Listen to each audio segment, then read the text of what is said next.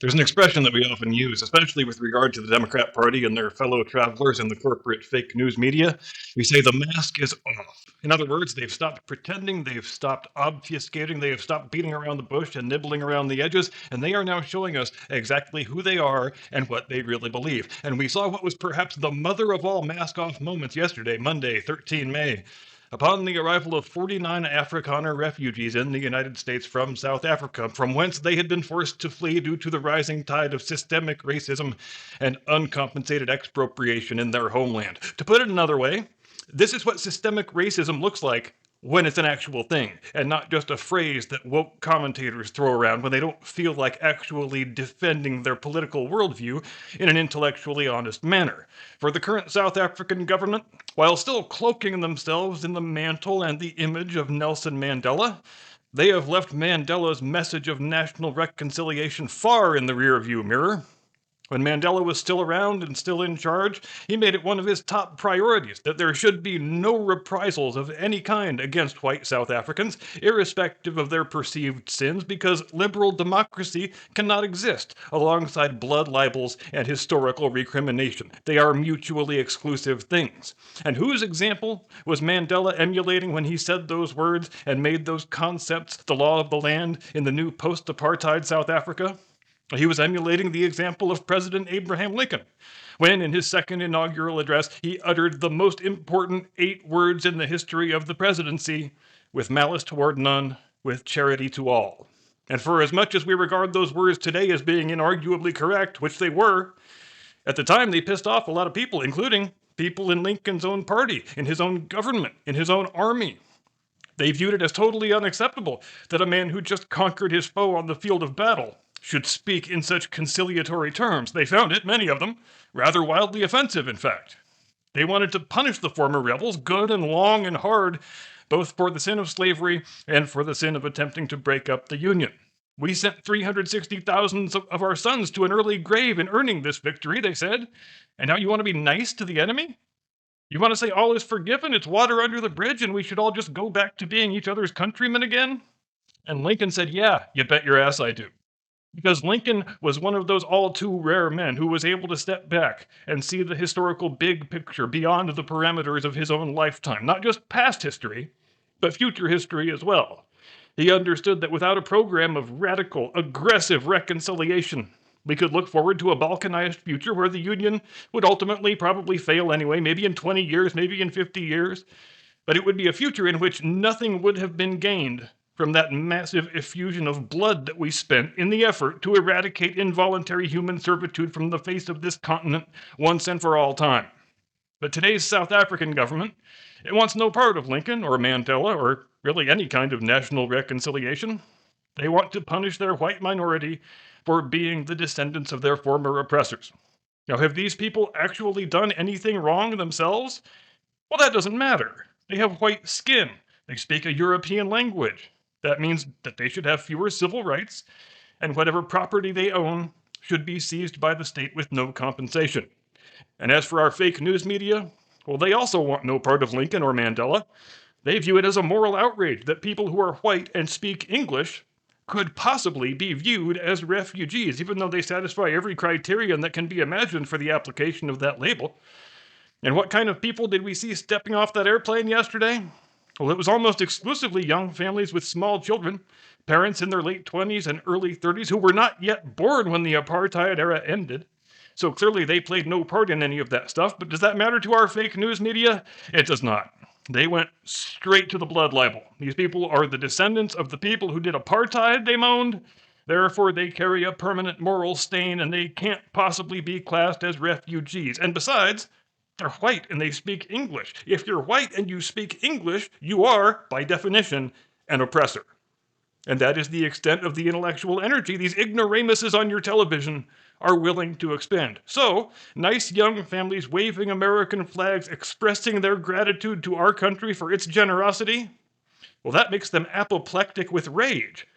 But on the other hand, 15 million military-age males pouring into the country in contravention of our laws, raping our women, killing our children, spreading drugs and misery and human suffering everywhere they go, whose only claim to refugee status is, well, I don't like my country and I would rather live in yours? Well, those people are the ones they really sparkly heart and whom they seek to make it impossible to remove. Why? Well, because they have non-white skin and they speak a non-English language. The moral of the story? When people show you, in no uncertain terms, exactly who and what they are, believe them.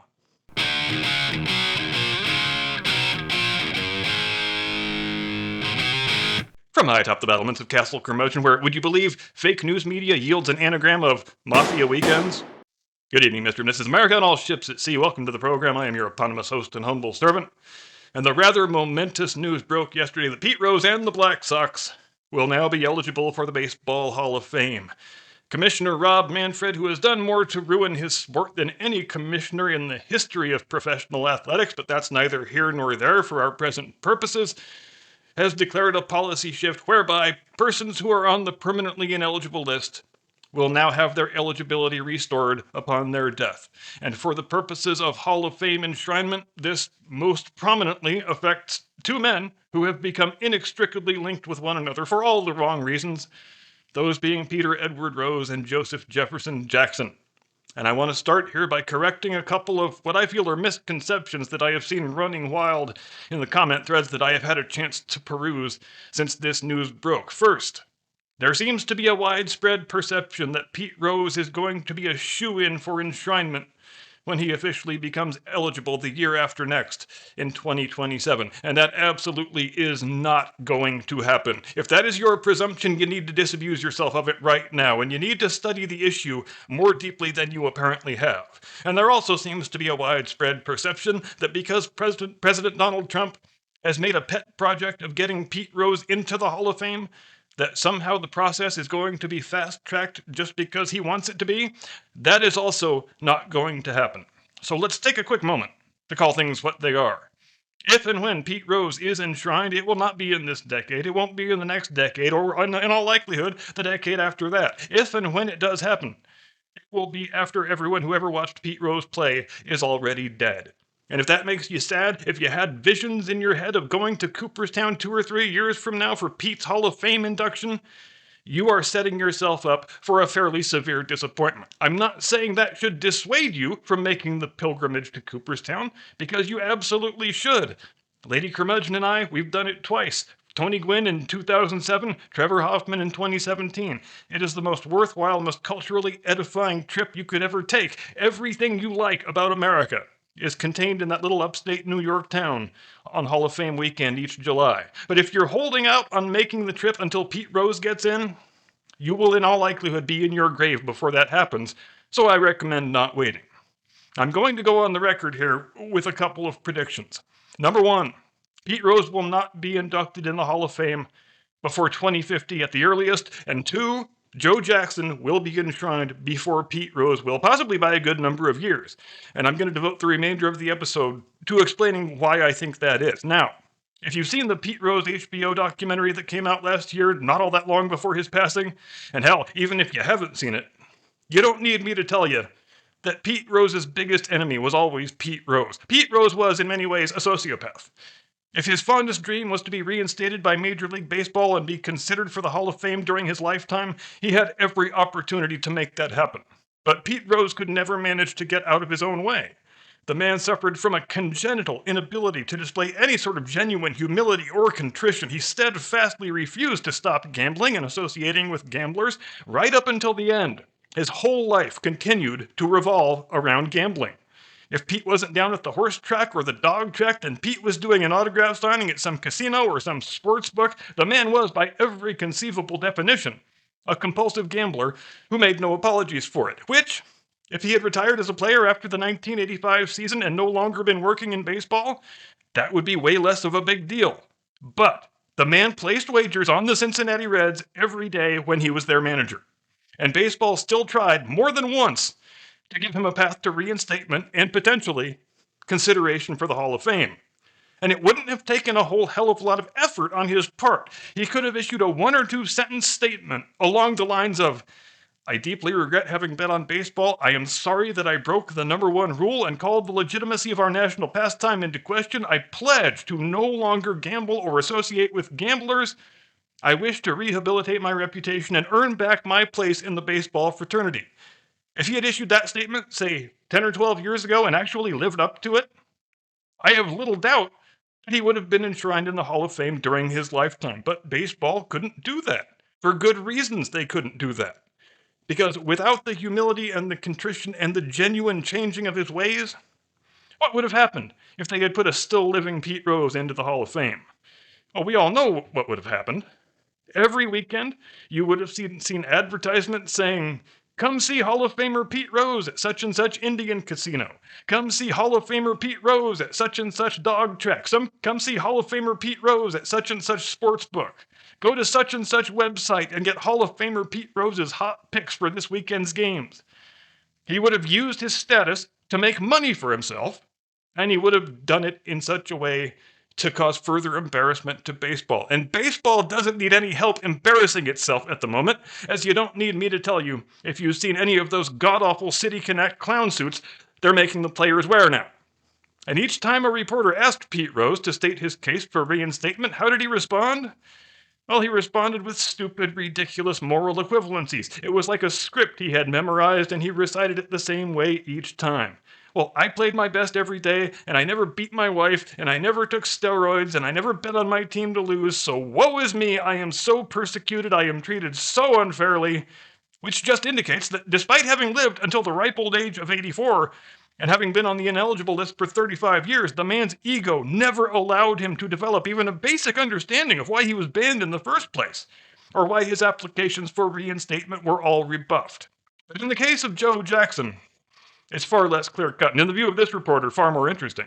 And I reiterate my belief that Joe Jackson will be inducted in the Hall of Fame before Pete Rose ever will. Now, let's briefly run through the case against Jackson, who, by any of the standard metrics, is probably one of the top 5 hitters who ever played the game. I am going to assume, in the interest of time, that most of you will be at least vaguely familiar with the broad strokes of the Black Sox scandal, in which 8 players on the Chicago White Sox were banned for life, and then some, for having conspired to throw the 1919 World Series to the Cincinnati Reds. Ironically, the same club Pete Rose would one day play for and manage. For 6 of the 8 players, there is not any controversy about their guilt or that they deserve to be banned for life. Chick Gamble, Swede Risberg, Happy Felsch, Fred McMullen, Eddie Cicotti, Lefty Williams.